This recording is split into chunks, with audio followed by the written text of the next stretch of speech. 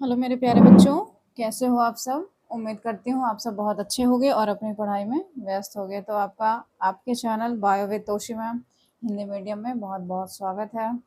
अगर आप पहली बार मेरे वीडियो पे आए हैं तो आप वीडियो को पूरा देखिएगा। अगर आपको अच्छा लगता है तो आप लाइक करना, सब्सक्राइब करना और अपने दोस्तों के साथ शेयर भी करना। अब वीडियो को स्किप मत करना, पूरा देखना, आपको समझ में आएगा।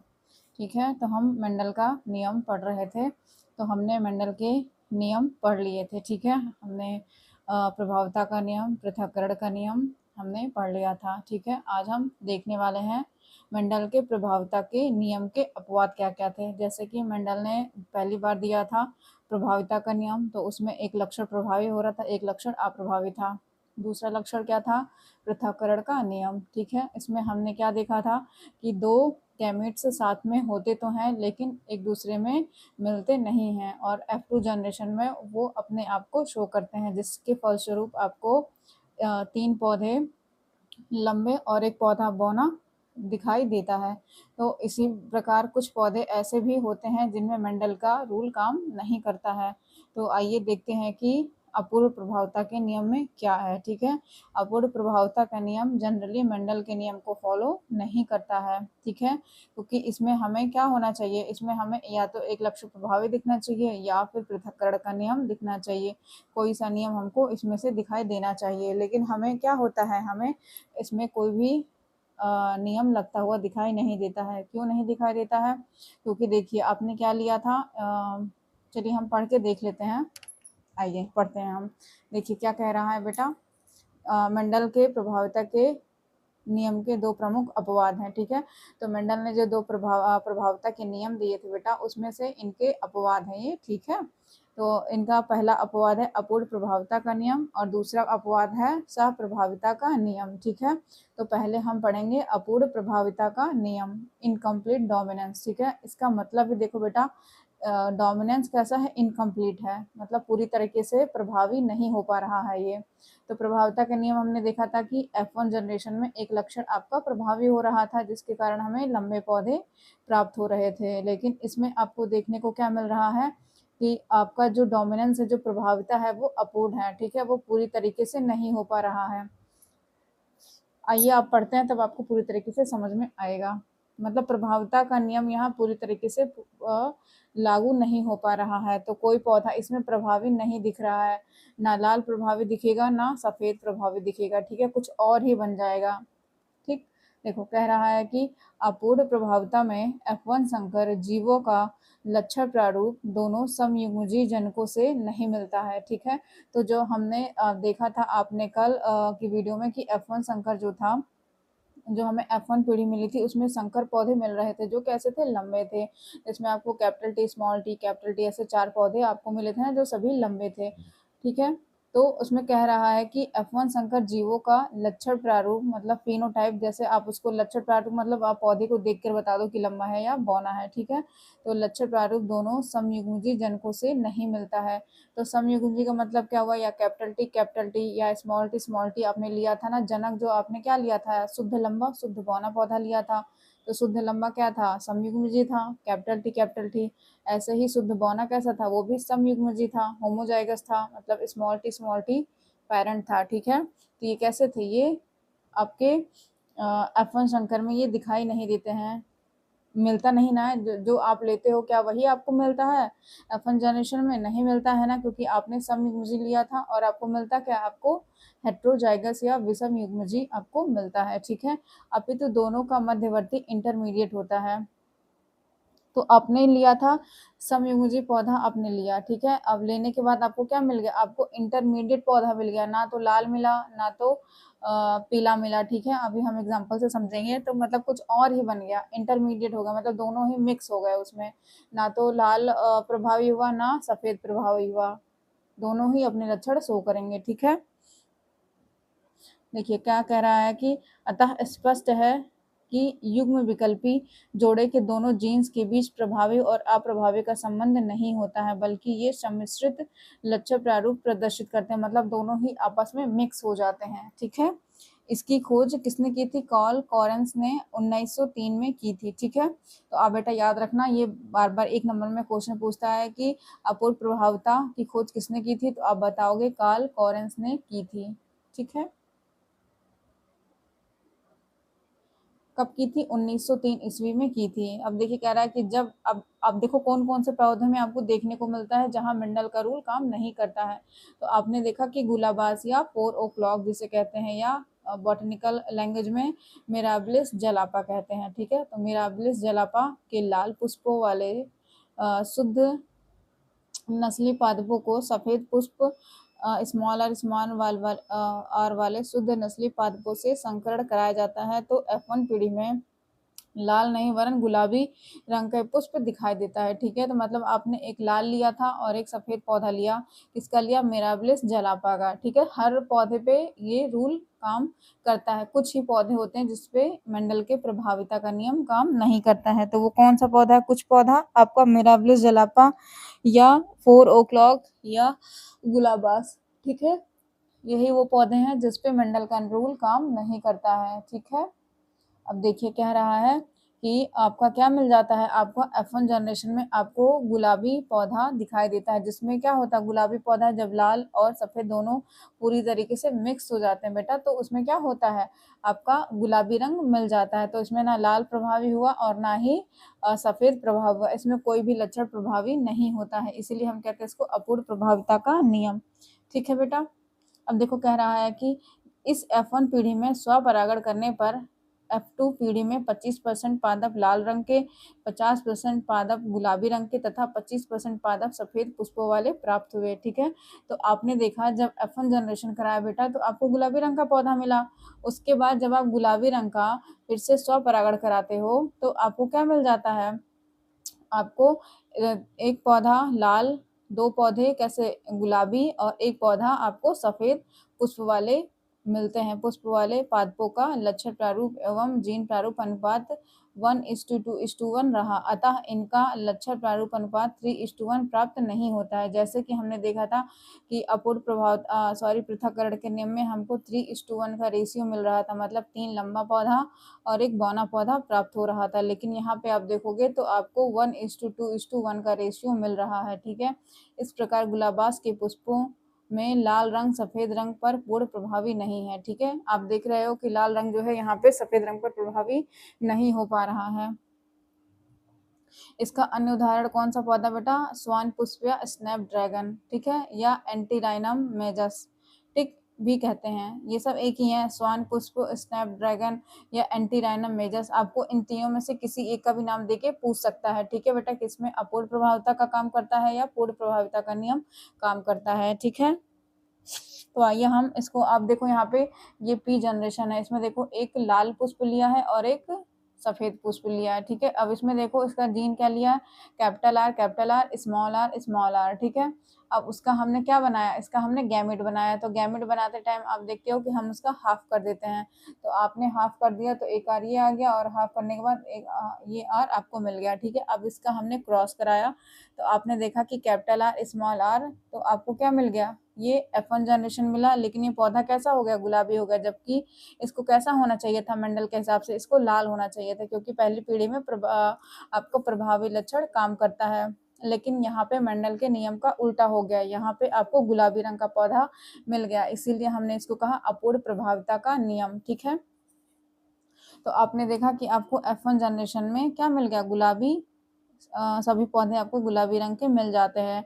अब इसमें हम क्या कराते हैं? इसमें हम सेल्फ क्रॉस कराते हैं, जैसे कि हमने पहले भी कराया था सेल्फ क्रॉस, जो आपको F1 जनरेशन में मिलता है, आप उसका क्या कराते हो? आप उसका सेल्फ क्रॉस कराते हो। ठीक है, तो हमने कैपिटल आर स्मॉल आर का कैपिटल आर स्मॉल आर के साथ सेल्फ क्रॉस करा दिया। ठीक है, तो उसके बाद ये देखो capital R small r, capital R small r. ठीक है, तो इसमें से मान लो एक आपका मेल है, ये मान लो आपका क्या है? ये आपका फीमेल है और ये आपका मेल गैमेट है। ठीक है, अब आप कोई भी चीज़ क्रॉस कराने के लिए आपको मेल और फीमेल का तो होना पड़ेगा, तभी तो क्रॉस होगा ना। एक मेल होना चाहिए, एक फीमेल होना चाहिए, तभी क्रॉस होगा।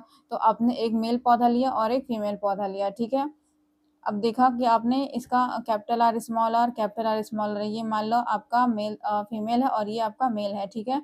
अब इसमें जब क्रॉस कराया हमने तो हमने क्या देखा, हमने देखा कि पहली पीढ़ी में सॉरी हमें क्या मिल रहा है, कैपिटल आर, ठीक है। तो मतलब ये पूर्ण रूप से आपने लिया था कैपिटल आर। यहाँ देखो आपने क्या लिया, ये पौधा कैसा था, ये लाल था, तो मतलब एक पौधा आपको लाल मिल गया, ठीक है। अब दूसरा देखो क्या बना, capital R small r, capital R small r, तो कैपिटल आर स्मॉल आर क्या था, गुलाबी पौधा था, ठीक है। और स्मॉल आर आपने क्या लिया था, आपने लिया था व्हाइट पौधा। तो आपने देखा कि आपको एक लाल पौधा मिला, एक सफेद पौधा मिला और दो पौधे कैसे मिले, गुलाबी मिले, ठीक है। जबकि मेंडल के हिसाब से इसका रेशियो 3:1 का आना चाहिए था, मतलब 3 लाल आने चाहिए थे और एक सफेद आना चाहिए था, लेकिन ऐसा नहीं हुआ। आपको सिर्फ एक ही पौधा लाल मिला, एक ही फूल लाल मिला, बाकी दो फूल आपको गुलाबी मिल गए, ठीक है। इसी कारण हम इसको अपूर्ण प्रभाविता का नियम कहते हैं, ठीक है बेटा, समझ में आया। देखो अब इसका लक्षण प्रारूप क्या होता है, मतलब हम इसके लक्षण को या बाहरी स्वरूप को देख के बताएं कि इसका क्या अनुपात है। तो आपने सीधे दिख रहा है कि एक पौधा आपको लाल मिल गया, ठीक है, और एक दो पौधे कैसे मिल गए आपको, सफेद मिल गए, सॉरी गुलाबी मिल गए, और एक पौधा कैसा मिला आपको, सफेद मिला। तो आपने क्या कहा, आपने कहा एक लाल है, दो गुलाबी है और एक कैसा है, सफेद पौधा मिला, ठीक है। अब जब हम इसके जीन पे आएंगे, इसका जीन देखेंगे तो आप देखो कि कैपिटल आर सिर्फ एक जगह दिख रहा है, और कहीं दिख रहा है आपको नहीं दिख रहा, तो आपने कैपिटल आर लिख लिया, ठीक है। अब आते हैं कैपिटल आर स्मॉल आर, तो हाँ आपने देखा एक जगह और दिख रहा है, कैपिटल आर स्मॉल आर यहाँ पे भी आपको दिख रहा है, मतलब ये दो जगह है, तो हमने इसको दो लिख लिया, ठीक है। अब देखेंगे स्मॉल आर कहीं और भी दिख रहा है, तो आपने कहा नहीं, यहाँ भी नहीं है, यहाँ भी नहीं है, यहाँ भी नहीं है, सिर्फ एक जगह आपको दिखा स्मॉल आर, तो आपने लिख लिया 1, ठीक है। तो जीनोटाइप में आप जीन देख के बताओगे और फिनोटाइप में आप उसके लक्षण को देख के बाह्य स्वरूप को देख के बताओगे कि वो कैसा है। तो आपने बता दिया, हमें क्या मिल गया, 1:2:1 का रेशियो हमको मिल गया। और जीन रूप कैसा मिला आपको, 1:2:1 का आपको जीनोटिपिक रेशियो मिल जाता है, ठीक है। समझ में आया कि ये मंडल के नियम से क्यों अलग है, क्यों मंडल का नियम इसमें काम नहीं कर रहा है। मंडल का नियम काम तब करता है जब यहाँ पे पौधा आपको लाल मिल जाता, फूल आपका लाल मिल जाता, ठीक है। यहाँ पे भी आपको दो फूल लाल मिल जाते, तो मंडल का नियम इस पे काम करता। अब देखो इस पौधे पे मंडल का नियम काम नहीं कर रहा है, इसलिए इसको हम अपूर्ण प्रभाविता का नियम कहते हैं, ठीक है।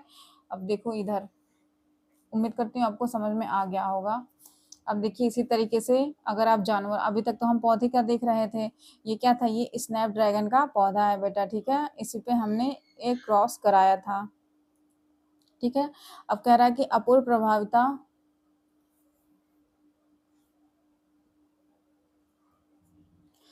प्रभाविता का जंतु में उदाहरण है एंडेलुसियन मुर्गी, ठीक है, ये मुर्गी है हमारी। तो एंडेलुसियन मुर्गी या एंडेलुसियन फॉल में देखने को मिलता है, एक जिसमें परों का काला रंग इनके सफेद चितकबरे या व्हाइट स्प्लैश्ड रंग पर अपूर्ण प्रभावी होता है, अतः F1 संकर सदस्य नीले रंग के होते हैं। अब देखो इन्होंने मुर्गी लिया, ठीक है, तो मुर्गी के परों का क्रॉस कराया, तो जिसमें क्या मिला था, एक मुर्गी के पर का रंग काला था और एक सफेद चितकबरा था, ठीक है। तो जब काला और सफेद का क्रॉस कराया तो इनको क्या मिलना चाहिए था, काला मिलना चाहिए था, लेकिन काला ना होकर के ये क्या मिल गया, इनको नीला रंग मिल गया, कुछ और ही मिल गया, मतलब लेने कुछ और गए थे और लेके कुछ और ही आ गए, ठीक है।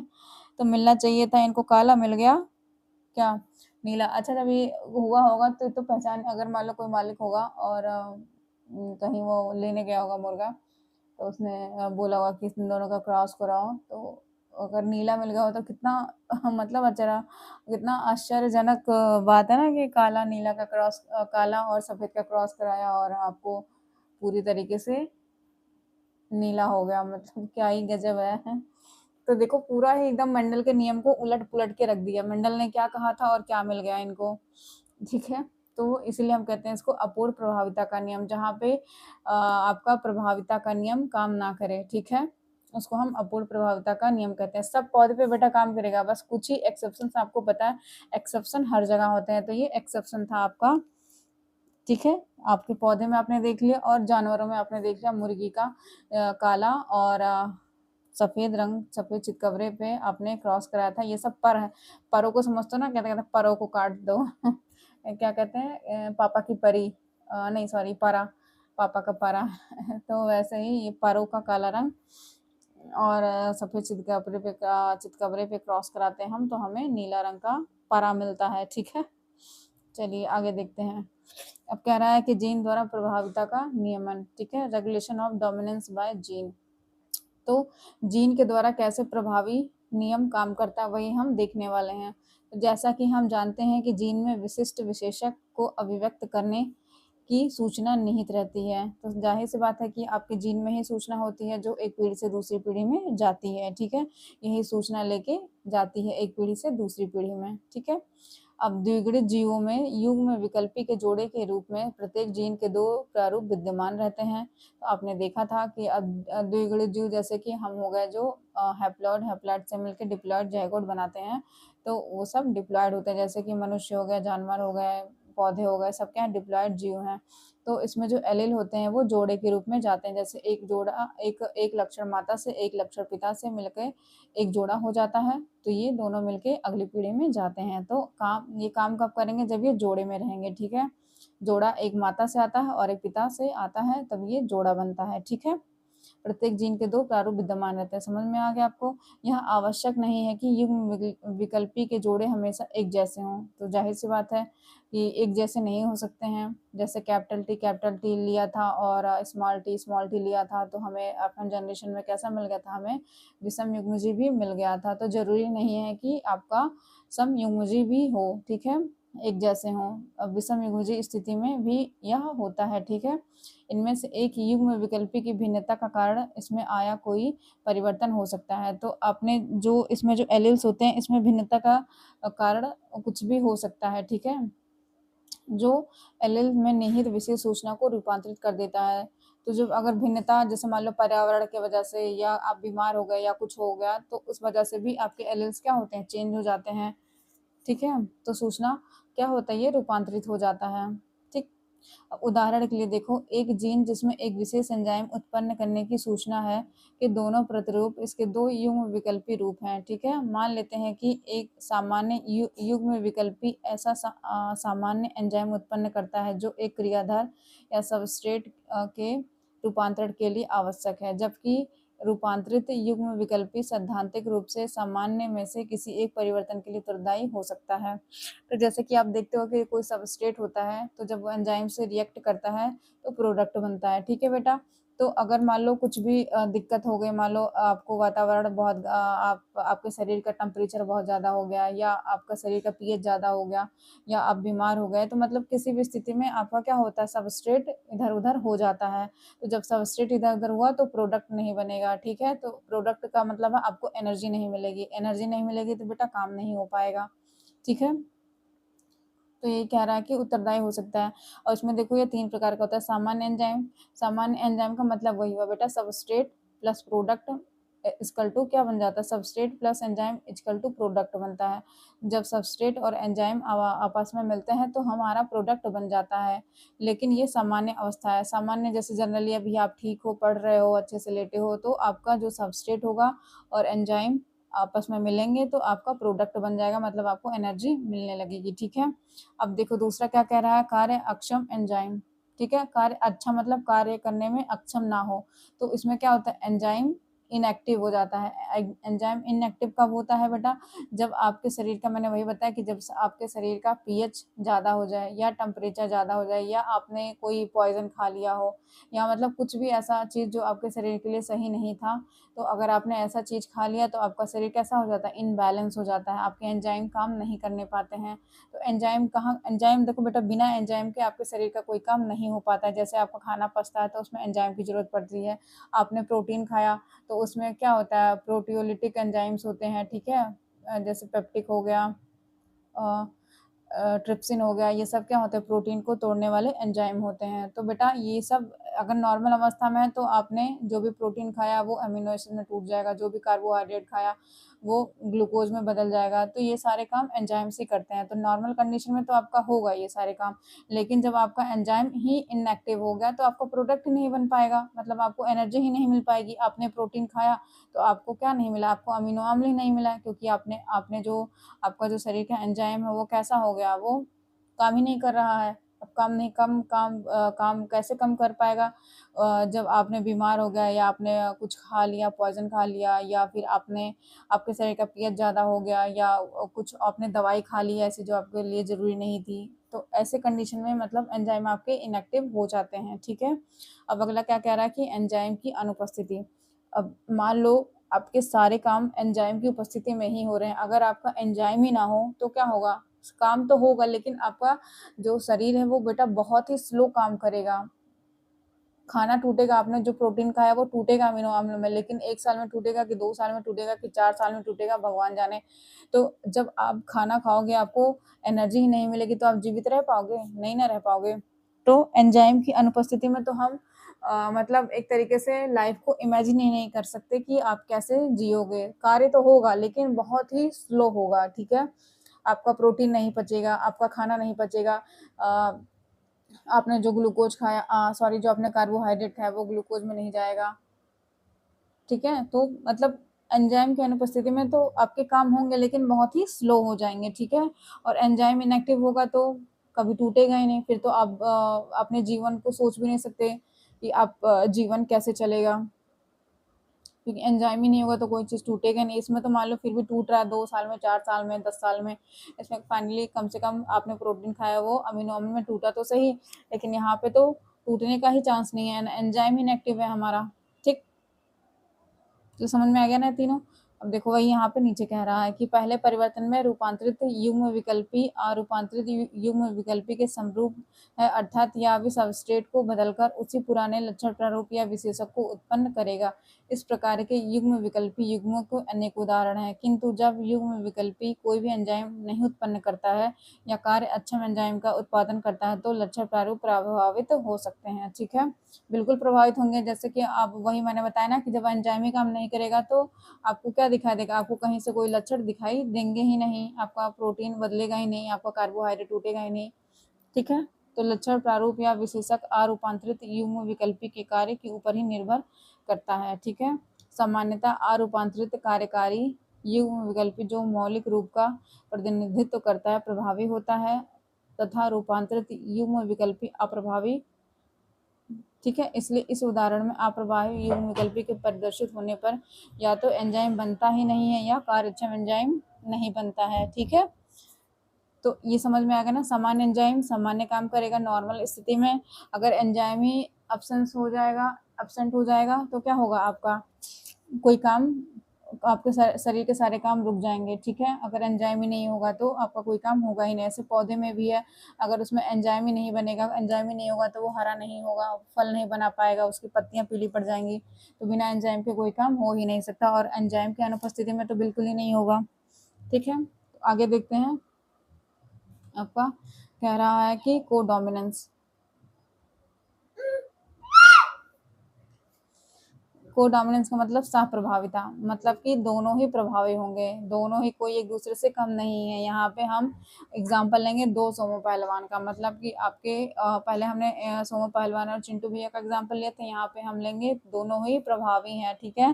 कोडोमिनेंस में दोनों ही लक्षण प्रभावी होंगे, कोई भी एक दूसरे से अप्रभावी नहीं होगा, ठीक?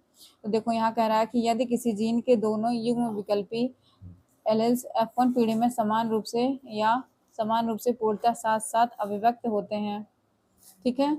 तो इन युग्म विकल्पियों को सप्रभावी युग्म विकल्पी कहते हैं तथा इनकी आनुवंशिकता को सहप्रभाविता कहते हैं। उदाहरण के लिए मवेशियों में, आपके जो मवेशी होते हैं, जानवर होते हैं, मवेशियों में त्वचा के बालों के रंग से संबंधित जीन के युग्म विकल्पी R1 एवं R2 सप्रभाविता दर्शाते हैं। तो भूरे बालों वाले मवेशियों R1 तथा सफेद बालों वाले मवेशियों R2 के मध्य संकरण कराने पर F1 पीढ़ी के विषम युग्मजीय संकर मवेशी R1 R2 में लाल और सफेद दोनों रंग के बालों का मिश्रण बनता है, जिसे चितकबरा कहते हैं, ठीक है? तो जब आपने भूरे लाल बाल वाले मवेशी का सफेद बाल वाले मवेशी के साथ क्रॉस कराया तो आपने देखा कि इसमें दोनों के लक्षण मिलेंगे, मतलब आपको भूरा बाल भी मिलेगा और लाल और सफेद दोनों रंग के बालों का मिश्रण आपको देखने को मिलता है। मतलब यहाँ पे लाल भी होगा और सफेद होगा, दोनों बाल आपको बराबर मात्रा में देखने को मिलेंगे, ठीक है? जिसे हम कहते हैं चितकबराहट।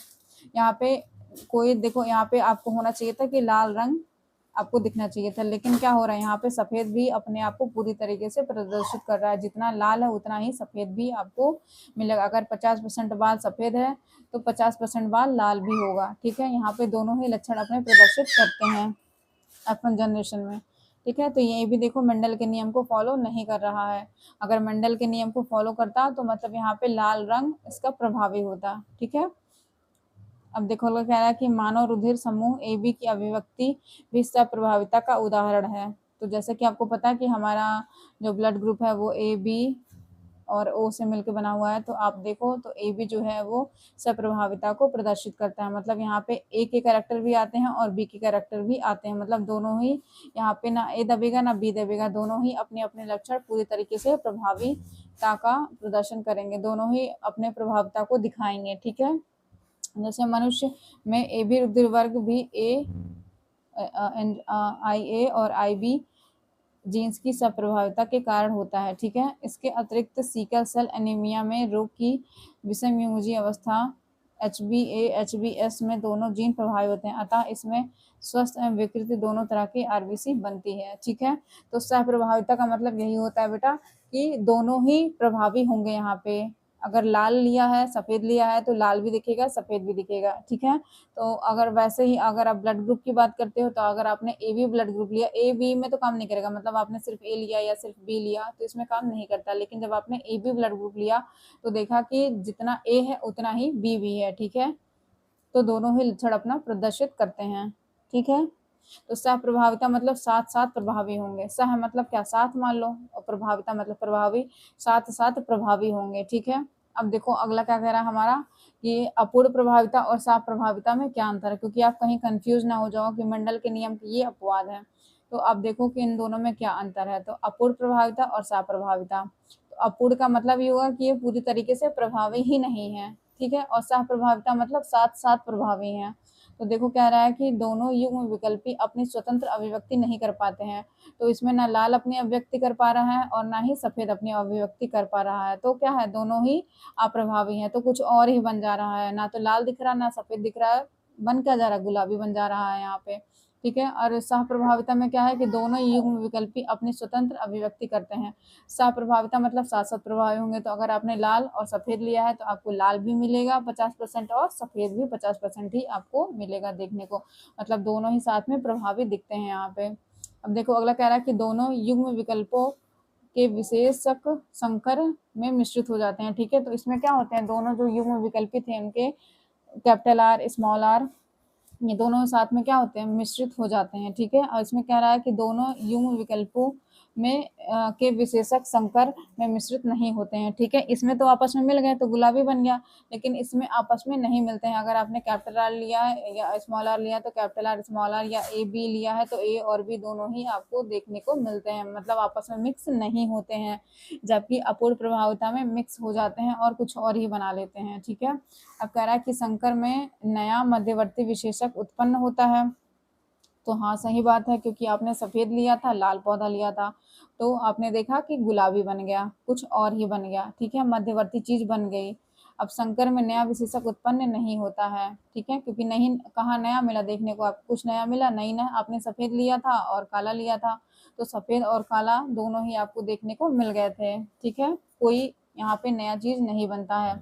तो पूछ सकता है कि किसमें नया चीज बनता है किसमें नया चीज नहीं बनता है। तो आप बताओगे कि अपूर्ण प्रभाविता में आपको मध्यवर्ती चीज देखने को मिल जाती है, जबकि सप्रभाविता में आपको देखने को नहीं मिलता है। ठीक है, इसमें कोई भी नई चीज नहीं बनती है, क्योंकि दोनों लक्षण साथ साथ प्रभावी होंगे।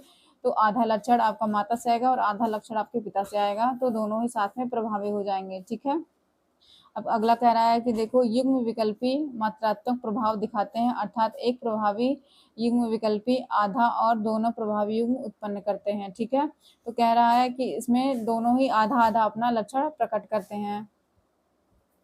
अब इसमें देखो कह रहा है कि युग्म विकल्पी का कोई मात्रात्मक लक्षण नहीं होता है। तो इसमें जो एलील्स होते हैं आपके, इसमें कोई भी मात्रात्मक लक्षण नहीं होता है। ठीक है, तो आज हम मंडल के प्रभाविता के नियम का अपवाद पढ़ लिए। ठीक है, अब कल हम पढ़ेंगे मल्टीपल एलिज्म। ठीक है, आपको अच्छा लगा तो आप चैनल को सब्सक्राइब करना और लाइक करना।